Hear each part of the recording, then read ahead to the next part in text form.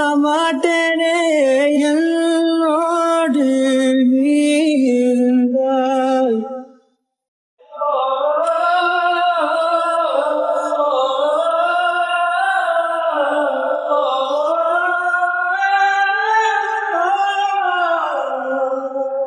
உன்னை காதல் யாரென்றால் உன்னை என்னை சொல்வேனே.